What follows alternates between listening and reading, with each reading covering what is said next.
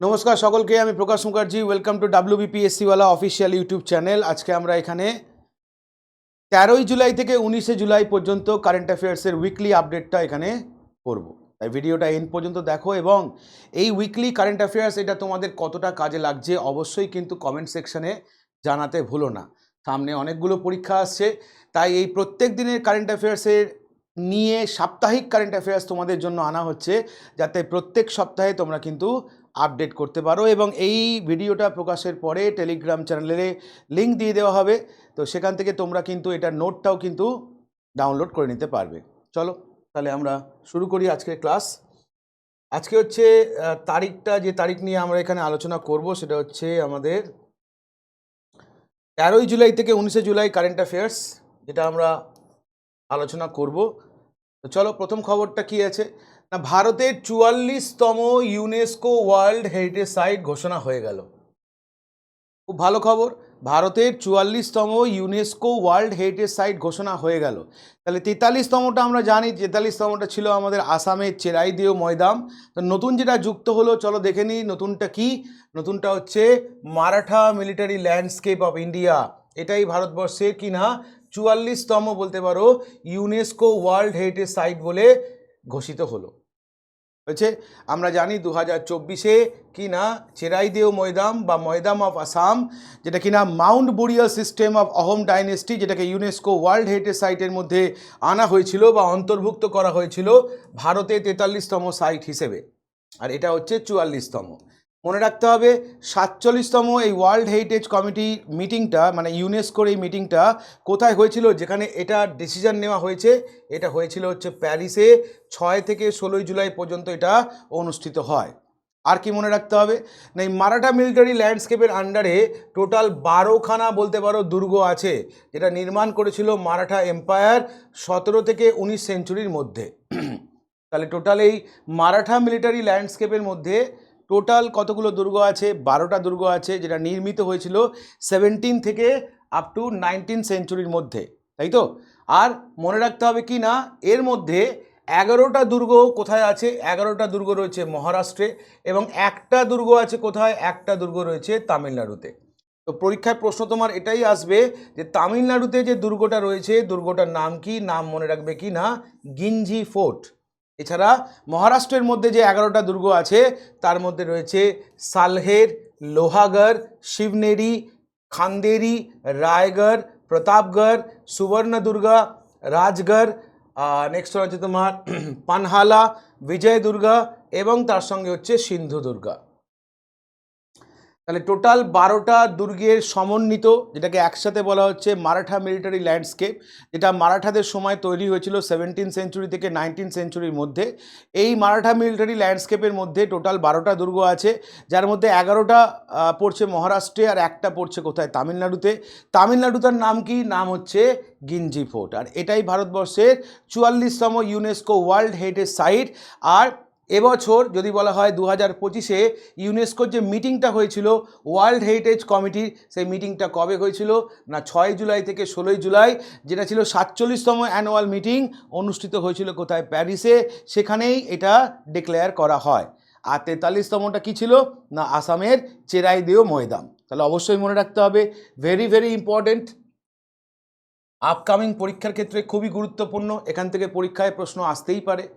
চলে যাব পরের ঘটনা। তোমাকে পরীক্ষায় জিজ্ঞেস করবে ভারতের 87তম চেস গ্র্যান্ড মাস্টার যিনি হলেন, তার নাম কি? 87 chess grand master of India যদি বলা হয়, নামটা মনে রাখবে হরিকৃষ্ণা এ, বা বলতে পারো হরিকৃষ্ণা এ রা। একটা 23 বছর বয়সী বলতে পারো চেন্নাই থেকে বিলং করে যে ছেলেটা, সে হচ্ছে ইন্ডিয়ার 87তম চেস গ্র্যান্ড মাস্টারের খেতাব পেল। আর এটা অনুষ্ঠিত হলো কোথায়, বা বলতে পারো এই জিএম গ্র্যান্ড মাস্টারের খেতাবটা পদবিটা পেল লা প্লাঙ্গে ইন্টারন্যাশনাল চেস ফেস্টিভ্যাল, যেটা অনুষ্ঠিত হয়েছিল ফ্রান্সে 11ই জুলাই। আর সেখানেই বলতে পারো কি না হরিকৃষ্ণা ভারতের 87তম চেস গ্র্যান্ড মাস্টার হিসেবে উঠে আসে। চলে আসো পরেরটা, আইসিসি T20 ওয়ার্ল্ড কাপ 2026, পরের বলতে পারো আমাদের ক্রিকেটের mega event. ICC cricket world cup 2026 যেটা কিনা অনুষ্ঠিত হচ্ছে ইন্ডিয়া এবং শ্রীলঙ্কাতে, তাই না? তাহলে ওয়ার্ল্ড কাপটা কোথায় হবে এটা একটা প্রশ্ন যদি হয়, তাহলে এটা অনুষ্ঠিত হচ্ছে ইন্ডিয়া এবং শ্রীলঙ্কাতে 2026 অনুষ্ঠিত হবে, যেখানে টোটাল এখনো পর্যন্ত 15খানা টিম যারা কিনা বলতে পারো কোয়ালিফাই করেছে সোফার। আর মনে রাখতে হবে এই প্রথম 2026-এ ইটালি এবং নেদারল্যান্ড যারা কিনা কনফার্ম করলো তাদের স্পট, অর্থাৎ তারা অন্তর্ভুক্ত হলো ছেলেদের আইসিসি টি20 ওয়ার্ল্ড কাপ 2026-এ। তাহলে আইসিসি টি20 ওয়ার্ল্ড কাপ 2026-এ নতুন টিম যদি বলা হয় তাহলে মনে রাখবে কিনা ইটালি হচ্ছে নতুন টিম যে কিনা প্রথমবার এই টুর্নামেন্টে খেলতে চলেছে। তাহলে কোয়ালিফাই করে গেছে ইটালি এবং নেদারল্যান্ড, এবং ইটালি হচ্ছে প্রথম যে কিনা বলতে পারো এই টুর্নামেন্টে প্রথমবার খেলবে। তাহলে পরীক্ষার প্রশ্ন, আইসিসি টি20 ওয়ার্ল্ড কাপ 2026 কোথায় হবে? ইন্ডিয়া শ্রীলঙ্কা যুগ্মভাবে আয়োজন করছে। আর এই টুর্নামেন্টে প্রথমবারের জন্য কোয়ালিফাই করলো কারা? ইটালি। আর কোয়ালিফাই করলো দুটো দেশ, একটা হচ্ছে ইটালি, একটা হচ্ছে নেদারল্যান্ড। কিন্তু নেদারল্যান্ড আগে খেলেছে, ইটালি ফার্স্ট টাইম খেলছে। চলে আসো নেক্সট, ক্যাবিনেট, ইউনিয়ন ক্যাবিনেট সম্প্রতি অ্যাপ্রুভ করলো 1 lakh crore employment link incentive scheme to generate 3.5 crore job within 1.92 crore for first time worker between August 2025 and July 2027। তাহলে সম্প্রতি ইউনিয়ন ক্যাবিনেটের তরফ থেকে কি না অ্যাপ্রুভাল দেওয়া হলো, কিসের অ্যাপ্রুভাল দেওয়া হলো? 1 lakh crore employment link incentive scheme, 1 lakh crore employment link incentive স্কিমের, যেটা জেনারেট করবে প্রায় 3.5 কোটি জব জেনারেট করবে, এবং যার মধ্যে 1.9 crore যে কিনা ফার্স্ট টাইম বলতে পারো ওয়ার্কার হিসেবে এখানে জয়েন করবে।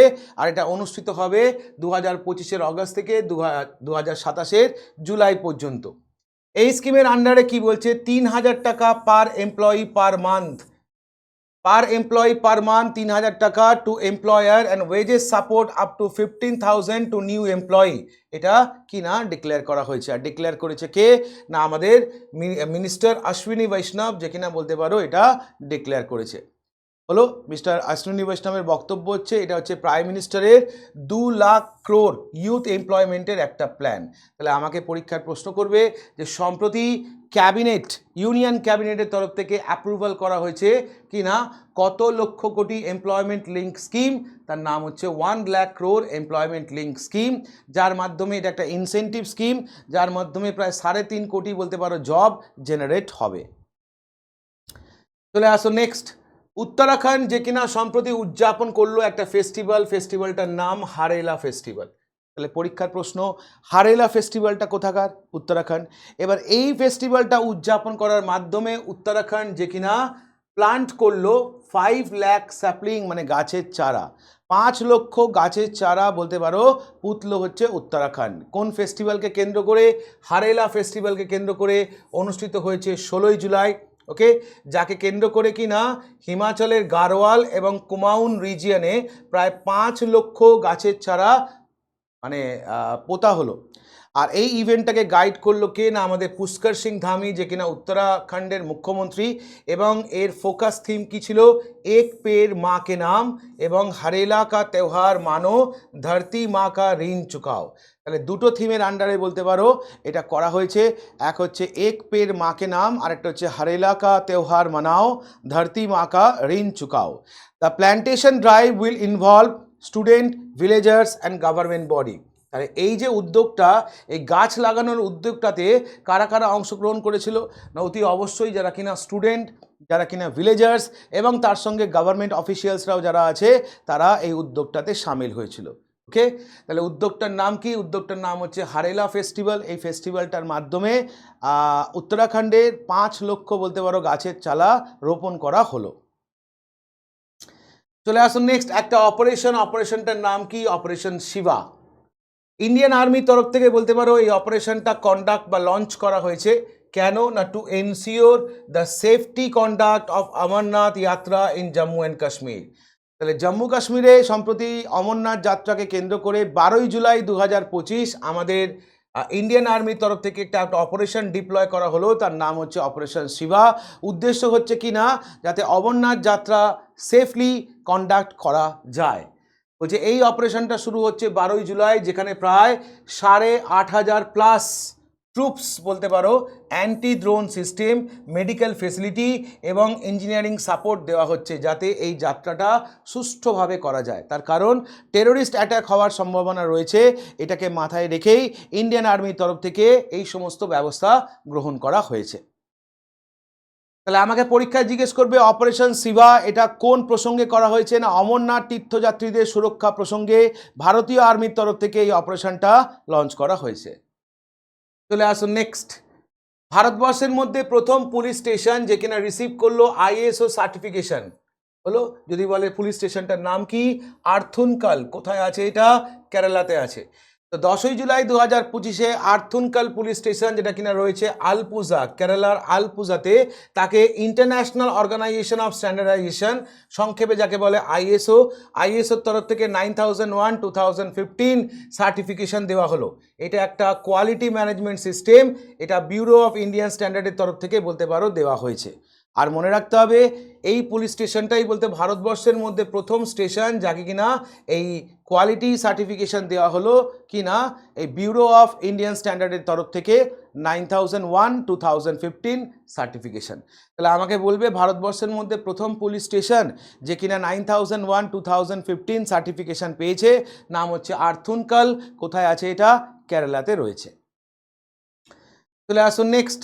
নতুন নামকরণ হলো, রিনেম হলো কার না একটা ব্রিজ, ব্রিজটার নাম কারনাক ব্রিজ। নতুন নাম কি হয়েছে না সিন্দুর ব্রিজ। এটা কোথায় আছে? মুম্বাইতে। তো মনে রাখতে হবে কারনাক এই নামটা কোথাকার সঙ্গে অ্যাসোসিয়েট, মনে রাখবে ইনি হচ্ছেন জেমস রিভেট কারনাক। ইনি ছিলেন ব্রিটিশ গভর্নর। বম্বেতে 1839 থেকে 1841 পর্যন্ত বলতে পারো ইনি গভর্নর হিসেবে ছিলেন। তাহলে মুম্বাইতে বা বম্বেতে 1839 থেকে 1841 পর্যন্ত ব্রিটিশ গভর্নর হিসেবে ছিলেন কে? James rivet কারনাক। সম্প্রতি তার নামে যে ব্রিজটা ছিল সেই ব্রিজটার নাম হচ্ছে কারনাক ব্রিজ, আর সেই ব্রিজটার নাম চেঞ্জ করা হলো। বর্তমানে নতুন নাম যেটা দেওয়া হয়েছে তার নাম হচ্ছে সিন্দুর ব্রিজ। তাহলে আমার পরীক্ষার প্রশ্ন যে কারনাক ব্রিজের নতুন নাম কি হয়েছে বা সিন্দুর ব্রিজের আগের নাম কি ছিল। চলে আসো। পৃথিবীর প্রথম কোম্পানি যে কিনা বলতে পারো কোম্পানির মূল্য, বাজার মূল্য গিয়ে দাঁড়ালো $4 ট্রিলিয়ন। পৃথিবীর প্রথম কোম্পানি যার বাজার মূল্য $4 ট্রিলিয়ন গিয়ে পৌঁছালো, কোম্পানিটার নাম কি? এনভিডিয়া।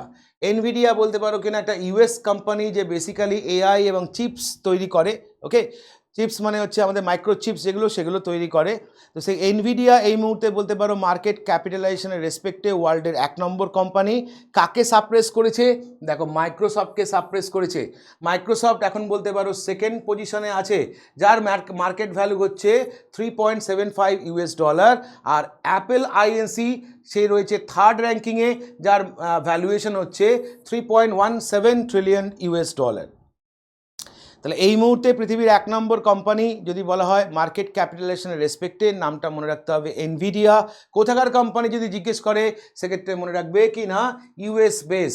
ওকে, তার মানে এটা হচ্ছে ইউএসের একটা কোম্পানি। চলে আসো পরেরটা। হিন্দুস্তান ইউনিলিভার লিমিটেড, সংক্ষেপে যাকে বলা হয় কি না হুল, এই হুল সম্প্রতি অ্যাপয়েন্ট করলো প্রিয়া নায়ারকে কি হিসেবে? তাদের প্রথম মহিলা এমডি এবং সিইও হিসেবে। মনে রাখতে হবে কার জায়গায় বলতে পারো দায়িত্ব নিচ্ছেন ইনি? রোহিত জাওয়া। ওকে, আর এই প্রিয়া নায়ার যে কিনা বলতে পারো কার্যকরী হবেন কবে থেকে? 1 অগস্ট 2025 থেকে। আগামী 5 বছরের জন্য তাকে এই পদে নিয়ে এলো কে না হিন্দুস্তান ইউনিলিভার লিমিটেড। তাহলে মনে রাখতে হবে এই প্রথম হিন্দুস্তান ইউনিলিভার লিমিটেড একজন মহিলাকে তাদের নতুন সিইও হিসেবে অ্যাপয়েন্ট করলো। মহিলার নাম কি? নাম হচ্ছে প্রিয়া নায়ার। চলে আসুন next. FIFA club world cup সম্প্রতি অনুষ্ঠিত হয়ে গেল 2025-এ। সেই ফিফা ক্লাব ওয়ার্ল্ড কাপ 2025-এ যদি বলে চ্যাম্পিয়ন কে? চ্যাম্পিয়ন হচ্ছে চেলসি। চেলসি যেটা কিনা একটা ইংলিশ ফুটবল ক্লাব, কাকে হারালো যদি বলো তাহলে মনে রাখবে প্যারিস সেন্ট জার্মেন বা সংক্ষেপে যাকে বলে পিএসজি, যেটা একটা ফ্রান্সের ক্লাব। ওকে, তাহলে চেলসি হারালো কাকে? পিএসজিকে হারালো, হারিয়ে চ্যাম্পিয়ন হলো ফিফা ক্লাব ওয়ার্ল্ড কাপ 2025। ফাইনালে স্কোরটা ছিল 3-0, আর ফাইনালটা হয়েছে কোথায় না মেটলাইফ স্টেডিয়াম, যেটা রয়েছে ইউএসএ নিউ জার্সিতে। ফাইনালটা হয়েছিল কবে না 13ই জুলাই 2025 ফাইনালটা হয়েছিল। মনে রাখতে হবে world football governing body FIFA, যে কিনা বলতে পারো তাদের 21তম ফিফা ক্লাব ওয়ার্ল্ড কাপ 2025টা আয়োজন করেছিল ইউএসএতে 14ই জুন থেকে 13ই জুলাই পর্যন্ত।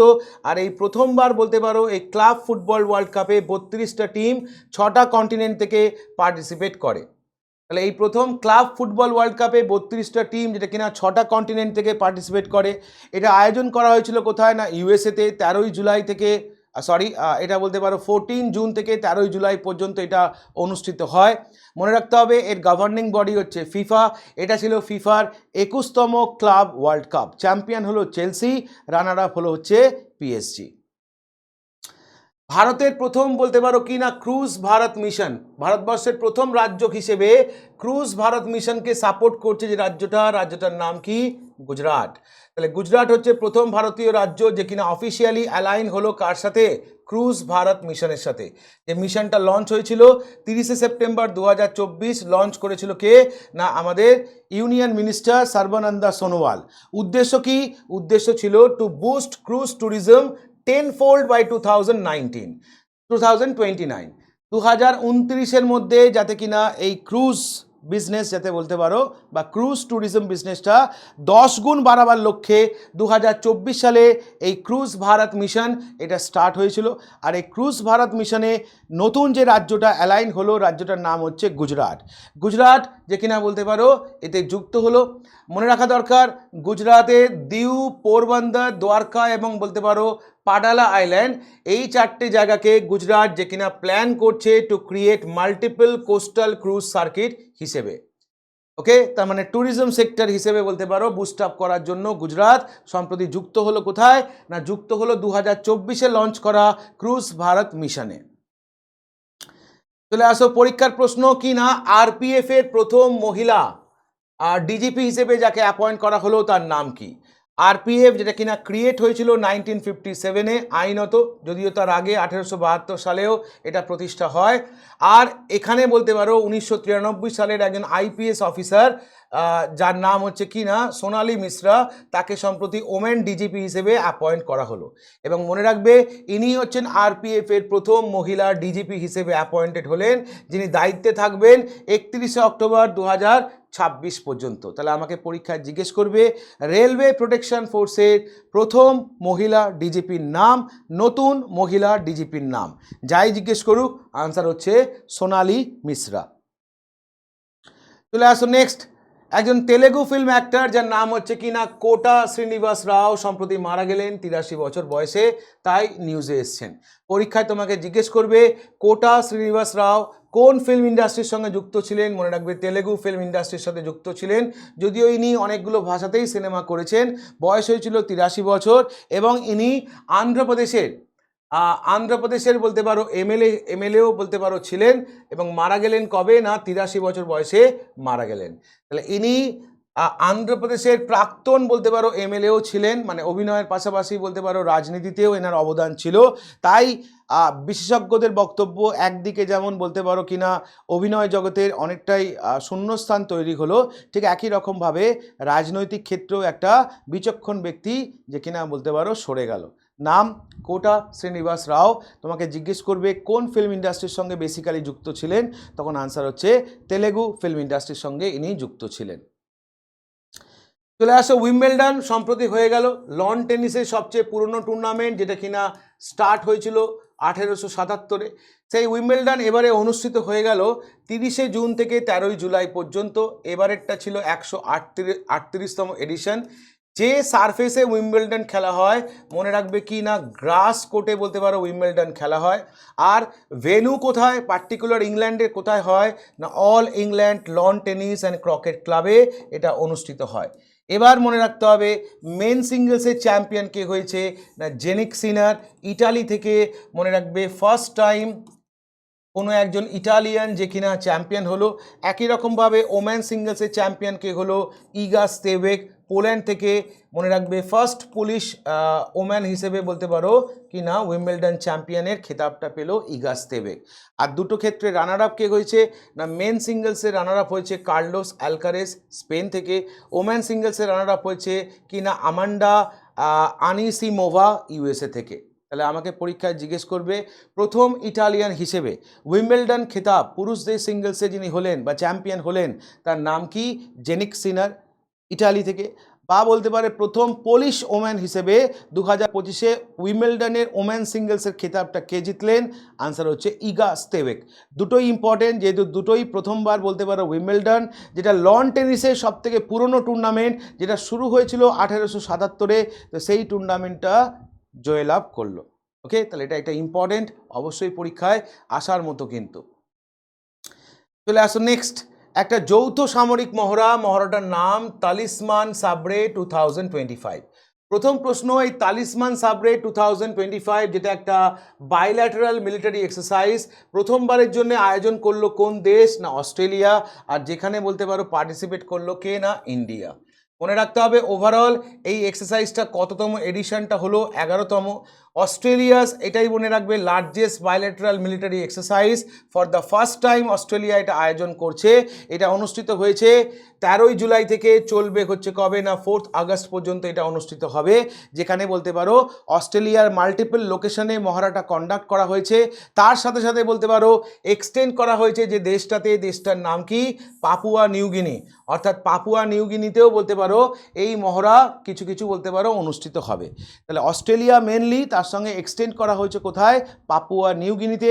একটা কি না বাইল্যাটারাল মিলিটারি এক্সারসাইজ যার নাম হচ্ছে তালিসমান সাবরে, আয়োজন করলো প্রথমবার যে দেশটার নাম অস্ট্রেলিয়া। ওভারঅল এটা কততম এক্সারসাইজ, এটা মনে রাখবে 11তম এডিশন, যে এক্সারসাইজে ইন্ডিয়া পার্টিসিপেট নেওয়ার জন্য গেছে।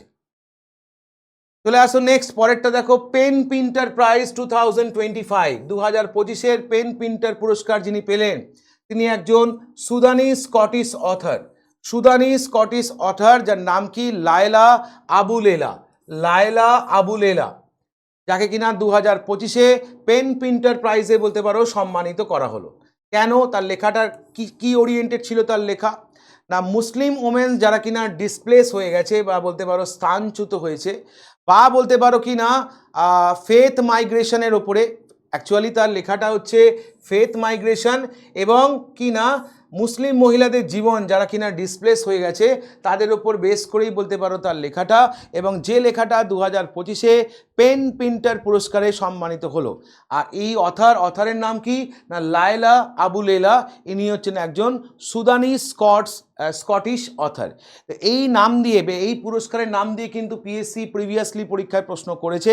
যেমন 2024-এ পেন প্রিন্টার পুরস্কার কে পেয়েছে এটা পরীক্ষায় এসছে, তখন আনসার হচ্ছে অরুন্ধতী রায় হলো। আর 2025-এ যিনি পেলেন একজন কি না সুদানি স্কটিশ বলতে পারো একজন অথার, যার নাম লায়লা আবু লেলা। চলে আসো next, United nation population award 2025 কাকে সম্মানিত করা হলো, না বর্ষা দেশপান্ডে। কাকে সম্মানিত করা হলো, বর্ষা দেশপান্ডে, যিনি কিনা প্রতিষ্ঠাতা, কিসের প্রতিষ্ঠাতা, দলিত মহিলা বিকাশ মণ্ডলের বলতে পারো অন্যতম প্রতিষ্ঠাতা হলো।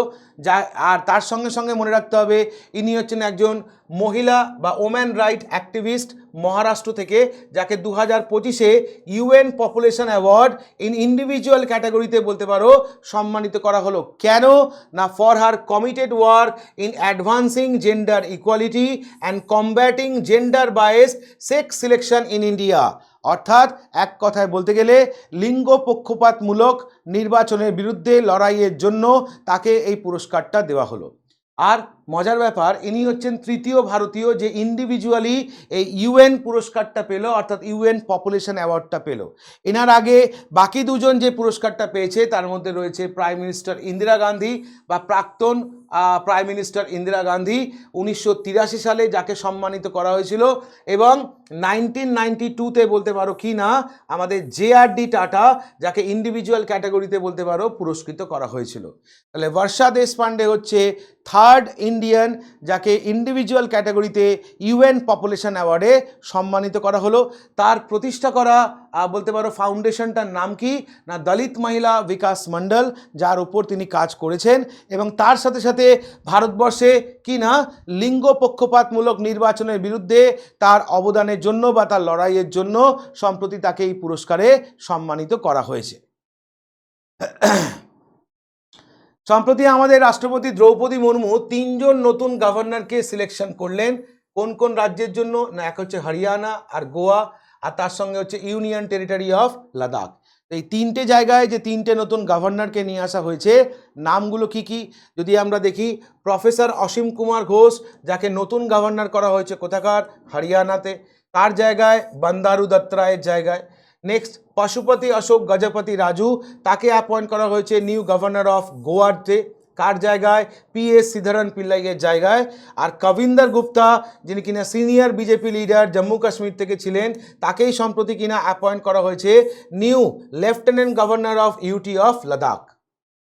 তাহলে 3টে নাম মনে রাখতে হবে। প্রথম নামটা হচ্ছে অসীম কুমার ঘোষ, যাকে অ্যাপয়েন্ট করা হয়েছে হরিয়ানার নতুন গভর্নর হিসেবে, কার জায়গায়, বন্দারু দত্তরায়ের জায়গায়।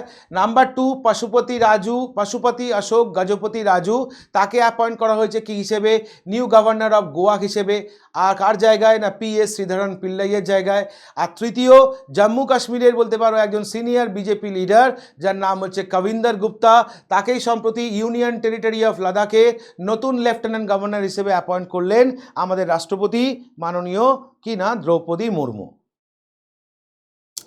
চলে আসবো নেক্সট পরেরটা, বি সরোজা দেবী সম্প্রতি মারা গেলেন। তোমাকে প্রশ্ন করবে ইনি কোন ক্ষেত্রের সঙ্গে যুক্ত ছিলেন না সিনেমা। সরোজা দেবী বা যাকে আমরা চিনি বি সরোজা দেবী নামে, ইনি একজন বিখ্যাত ভারতীয় অ্যাক্ট্রেস, পদ্মশ্রী এবং পদ্মভূষণ প্রাপক। সম্প্রতি 87 বছর বয়সে মারা গেলেন কোথায় না বেঙ্গালুরু কর্ণাটকাতে। মাথায় রাখতে হবে ইনি হচ্ছেন একমাত্র ভারতীয় মহিলা যিনি কিনা টোটাল 161টা কনজিকিউটিভ মুভিতে অভিনয় করেছেন লাস্ট 29 ইয়ার্স ধরে, আর যার রেকর্ডটা এখনো পর্যন্ত কেউ সাপ্রেস করতে পারেনি। তাহলে প্রথম ভারতীয় মহিলা অ্যাক্ট্রেস যিনি কিনা 161টা সিনেমায় 29 বছর ধরে কন্টিনিউয়াস বলতে পারো কিনা সিনেমা করে গেছেন, তার এই রেকর্ডটা এখনও বলতে পারো কেউ ভাঙতে পারেনি। নাম বি সরোজা দেবী, সম্প্রতি মারা গেছেন, তাই নিউজে এসছেন। ইনি পদ্মশ্রী এবং পদ্মভূষণ সম্মানে সম্মানিত হয়েছেন। চলে আসুন নেক্সট, দিল্লি গভর্নমেন্টের তরফ থেকে উন্মোচন করা হলো কি না সহেলি স্মার্ট কার্ড। কেন না to free bus travel for woman and transgender. তাহলে মহিলা এবং ট্রান্সজেন্ডাররা যাতে কিনা বলতে পারো ফ্রিতে বাস ট্রাভেল করতে পারে, তার জন্য দিল্লি স্টেট ট্রান্সপোর্ট কর্পোরেশনের তরফ থেকে সহেলি স্মার্ট কার্ড এটা লঞ্চ করা হলো। আগে এই সহেলি স্মার্ট কার্ডের জায়গায় কি না পিঙ্ক টিকিট দেওয়া হতো, ওকে। বর্তমানে যে পিঙ্ক টিকিটটা যেটা দেওয়া হয় সেটাকে রিপ্লেস করে নতুনভাবে আসছে সহেলি smart card, রেস্ট্রিক্টিং free bus travel from woman and transgender individual two verified Delhi resident. উদ্দেশ্য একটাই, এই স্মার্ট কার্ডটা একমাত্র দিল্লিতে বসবাসকারী ট্রান্সজেন্ডার এবং মহিলাদের জন্য। তো তার জন্যই বলতে পারো এই স্মার্ট কার্ডটা লঞ্চ করা হয়েছে, যাতে কিনা অন্য কোনো মহিলা বা ট্রান্সজেন্ডার যারা আছে তারা যাতে বাসে ট্রাভেল করতে না পারে, অন্য কোনো মানে আউট অফ দিল্লি যারা থাকেন তাদের ক্ষেত্রে, ওকে। আর এই প্রজেক্টটা কবে শুরু হয়েছিল যদি বলা হয়, এই ফ্রি বাস সার্ভিস মহিলাদের জন্যে এই প্রজেক্টটা লঞ্চ করা হয়েছিল 2019-এ। এটা মনে রাখবে 2019-এ প্রজেক্টটা বলতে পারো স্টার্ট করা হয়েছিল। চলে আসো পরেরটা, ভারতের দ্বিতীয় লংগেস্ট কেবল স্টেট ব্রিজ, এটা কোথায় করা হলো বা উদ্বোধন করা হলো না কর্ণাটকাতে। মনে রাখতে হবে কি না Sigandur bridge over the Sharavathi river in Shivamogga district Karnataka. এটাই বলতে পারো ভারতের দ্বিতীয় লংগেস্ট কেবল স্টেট ব্রিজ। তাহলে union minister Nitin Gadkari, ministry of road transport হিসেবে যিনি রয়েছেন, তিনি সম্প্রতি বলতে পারো কি না উদ্বোধন করলেন কি না ভারতের দ্বিতীয় কেবল স্টেট ব্রিজ। যদি বলা হয় নামটা কি, নামটা হচ্ছে আমাদের কি না সিঙ্গাদুর ব্রিজ। কোন নদীর ওপরে রয়েছে যদি বলা হয় তাহলে সারাবতী রিভারের ওপরে রয়েছে, এটা কর্ণাটকা শিবমোগ্গা ডিস্ট্রিক্টের মধ্যে পড়ে।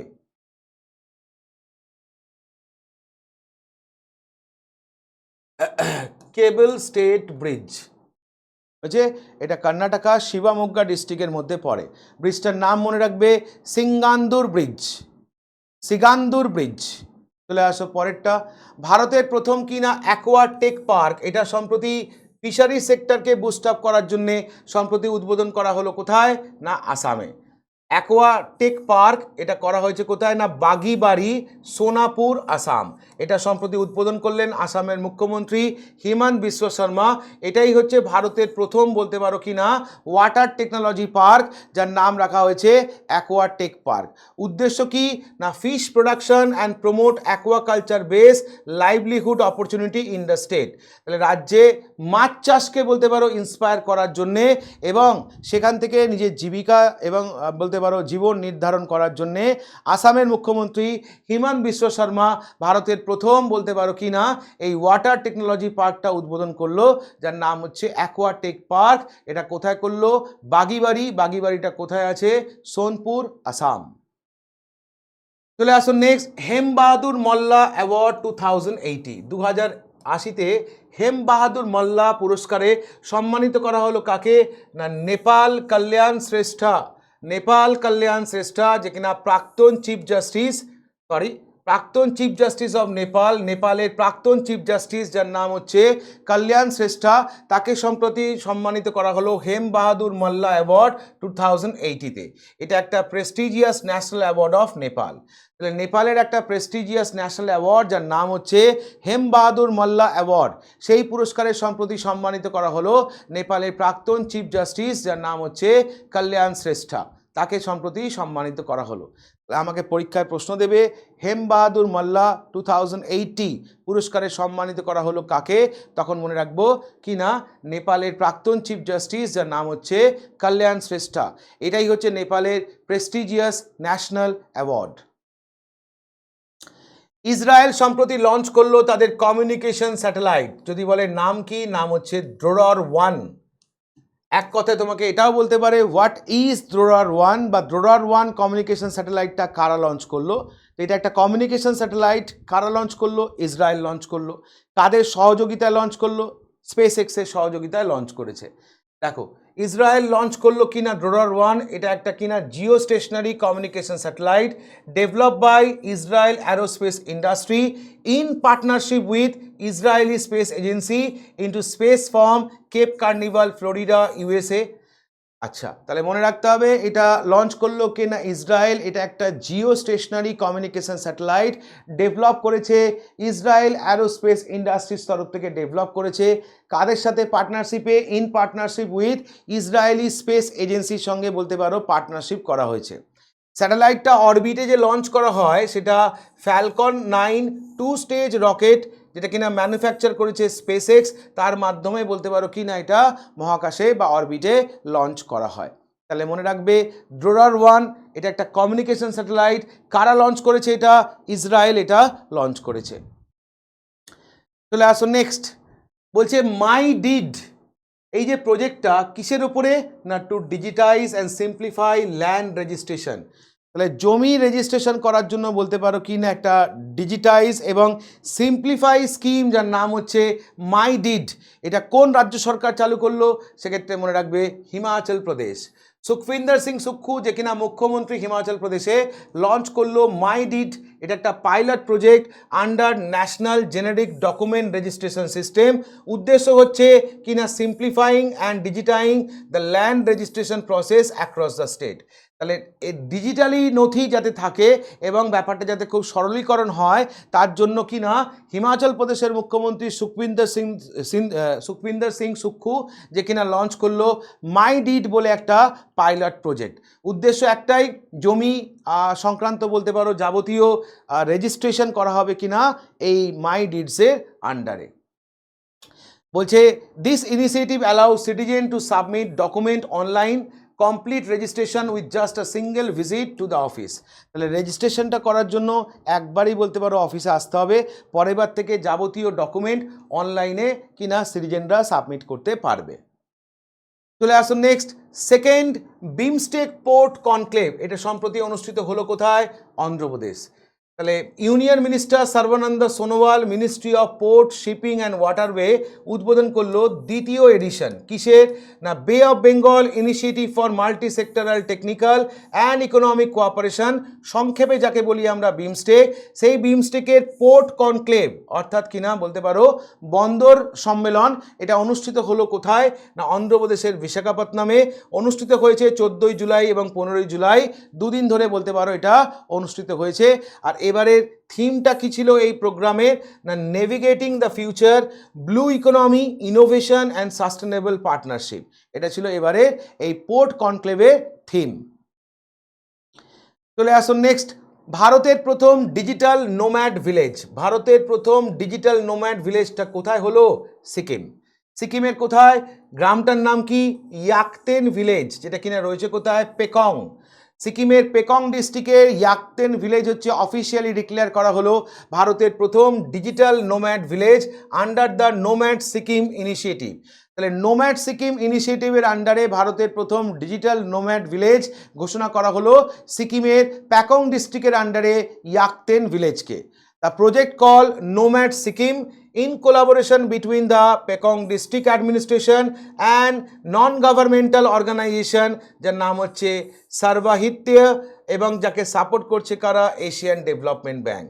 তাহলে এশিয়ান ডেভেলপমেন্ট ব্যাংক, তার সঙ্গে আছে কিনা নন গভর্নমেন্টাল একটা অর্গানাইজেশন মানে একটা এনজিও, এনজিওটার নাম হচ্ছে কিনা সর্বাহিত্য, এবং তার সঙ্গে কিনা পেকংয়ের ডিস্ট্রিক্ট অ্যাডমিনিস্ট্রেশন কোলাবোরেশনে বলতে পারো প্রজেক্টটা লঞ্চ করা হলো।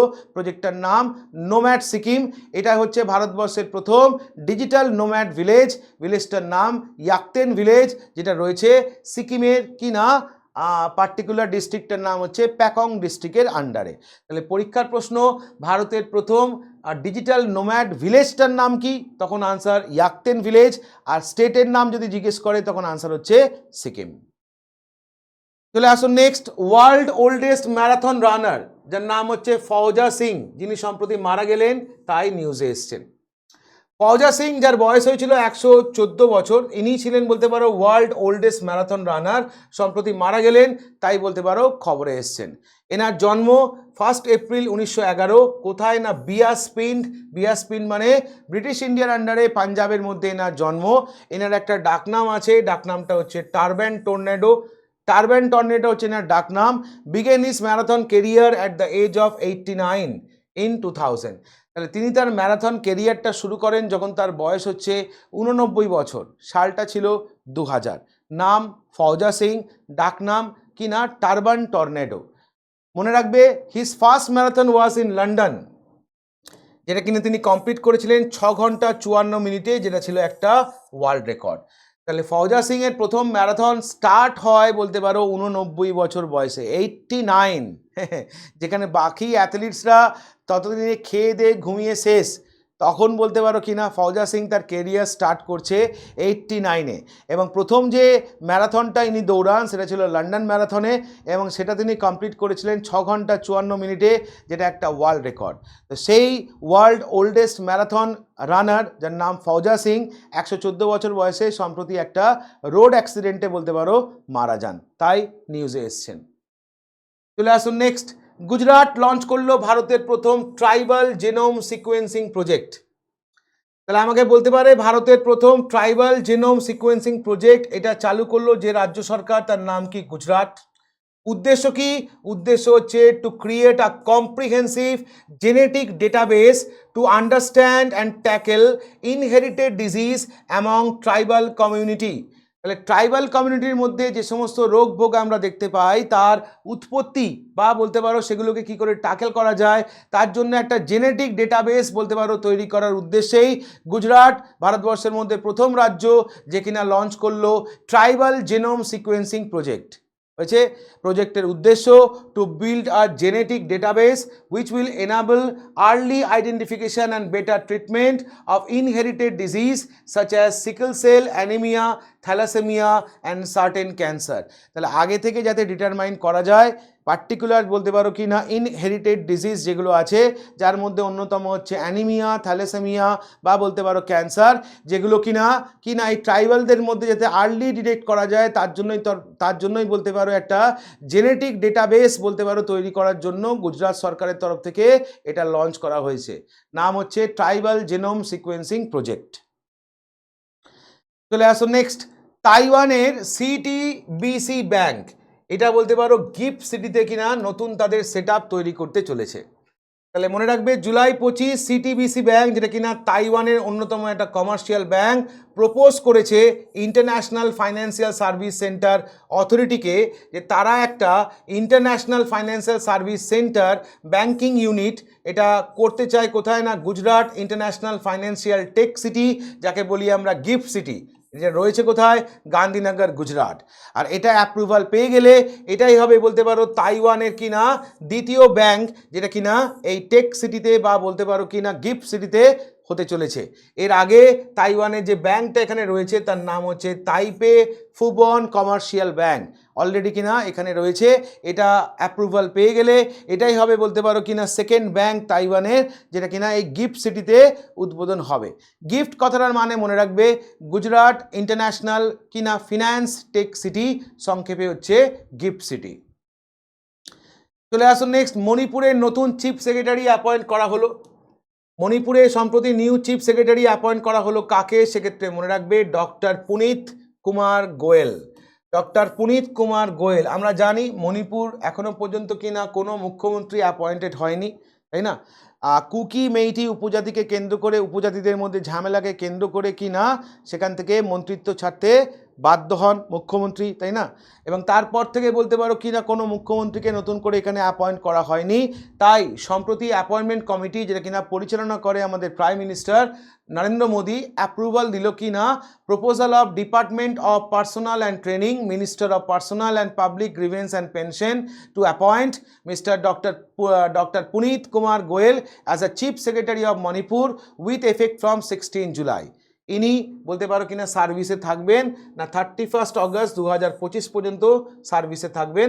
কার জায়গায় ইনি এলেন না প্রশান্ত কুমার সিং, 1993 ব্যাচের একজন আইএএস যিনি কিনা মণিপুর ক্যাডারের ছিলেন, তার জায়গায় এলেন হচ্ছে কি না ডক্টর পুনিত কুমার গোয়েল। হয়েছে? আচ্ছা, এখানে একটু যেন আবার কনফিউজ হয়ে যাবে না, এই যে ছবিটা দেওয়া আছে এটা কিন্তু প্রশান্ত কুমারের ছবি দেওয়া আছে, তাই এটা কিন্তু অরিজিনাল ডক্টর পুনিত কুমারের গোয়েলের কিন্তু ছবি নয়, তাই এটা কিন্তু কনফিউশন হবে না। যখন এটা হয়েছিল আমাদের কিনা প্রশান্ত কুমার সিং, তার ছবিটাই এখানে দিয়ে রেখেছি, নতুন ছবিটা পায়নি বলে। ওকে, নিউ ছবিটা পায়নি বলে পুরনো ছবিটা দেওয়া আছে, আবার যেন কনফিউজ হয়ে যেও না। পরেরটা দেখো, 36খানা নতুন স্কিম বা 36টা স্কিম অফ সেন্ট্রাল গভর্নমেন্ট যেটা কিনা মার্চ করা হলো ইনটু প্রাইম মিনিস্টার ধনধান্য কৃষি যোজনা। তাহলে প্রাইম মিনিস্টার ধনধান্য কৃষি যোজনার আন্ডারে টোটাল 36খানা স্কিম সেন্ট্রাল গভর্নমেন্টের যেটা কিনা মার্চ করে দেওয়া হলো, যেটার অ্যানুয়াল আউটলে যদি আমি দেখি প্রায় 24,000 কোটি টাকা ওভার 6 ইয়ার্স। তাহলে মনে রাখতে হবে PMDDKY অ্যাপ্রুভ ইন জুলাই 2025 এবং অ্যাপ্রুভালের পরে 36খানা স্কিমকে মার্চ করা হয় 11টা মিনিস্ট্রির আন্ডারে যেটা ছিল এবং যেটার বাৎসরিক খরচ ছিল 24,000 কোটি টাকা। ওকে, বলছে ইট টার্গেট 100 লো পারফর্মিং ডিস্ট্রিক্ট, এটার উদ্দেশ্য 100টা লো পারফর্মিং ডিস্ট্রিক্টকে টার্গেট করা, যেখানে ফোকাস করা হবে irrigation, post harvest infrastructure, credit access and organic ফার্মিংয়ের ওপরে। দ্য স্কিম প্রমোট, এই স্কিমটা কি প্রমোট করছে? Public private partnership, district level planning and climate smart agriculture, align with Atmanirbhar Bharat and farmer income double goal. তাহলে আমাদের যে ফার্মার ইনকাম ডাবল গোল রয়েছে, আত্মনির্ভর ভারত রয়েছে, তার সাথে বলতে পারো অ্যালাইন করে এই স্কিমটা প্রমোট করছে পাবলিক প্রাইভেট পার্টনারশিপকে, ডিস্ট্রিক্ট লেভেল প্ল্যানিং এবং ক্লাইমেট স্মার্ট এগ্রিকালচারকে। হলো, তাহলে টোটাল 36টা কৃষিজাত স্কিম যেটা ছিল মার্চ করে এখন আনা হয়েছে কোথায় না প্রাইম মিনিস্টার ধনধান্য কৃষি যোজনা, এবং আগামী 6 বছরে এই পার্টিকুলার এটার উপরে খরচ হবে কত টাকা? 24,000 কোটি টাকা বলতে পারো এর উপর ইনভেস্ট করা হবে। তাহলে কেমন লাগলো টোটাল এই ক্লাসটা বা ভিডিওটা? লাস্ট এক সপ্তাহ অবশ্যই কিন্তু কমেন্ট করে জানাবে। তো তোমাদের জন্য একটা প্রশ্ন থাকবে যে রিসেন্টলি প্রাইম মিনিস্টার মোদি 5টা দেশের সফরে গেছিলেন। সেই 5টা দেশের সফর করে আসার পর তিনি আবার 2টো দেশের সফরে যাচ্ছেন, তার মধ্যে একটা হচ্ছে ইউকে। এবং প্রশ্নটা হচ্ছে তাহলে আর একটা কান্ট্রিকে, 2টো দেশের সফরে যাচ্ছে। ইউকেতে যাচ্ছে হচ্ছে তোমার আমাদের ইন্ডিয়া ইউকে ফ্রি ট্রেড এগ্রিমেন্টে সাইন করার জন্যে। আর একটা দেশে যে যাচ্ছে সেই দেশের 60তম বলতে পারো ইন্ডিপেন্ডেন্স ডেতে অংশগ্রহণ করতে যাচ্ছে প্রাইম মিনিস্টার মোদি। এখন বক্তব্য, দেশটার নাম কি সেটা কমেন্ট সেকশনে অবশ্যই লিখবে। আর কেমন লাগলো ভিডিওটা অবশ্যই কিন্তু কমেন্ট করে বলবে। নতুন সপ্তাহের ভিডিও নিয়ে আমরা খুব তাড়াতাড়ি হাজির হব। দেখতে থাকো, সঙ্গে থাকো WBPSC ওয়ালা অফিসিয়াল ইউটিউব চ্যানেল। জয় হিন্দ।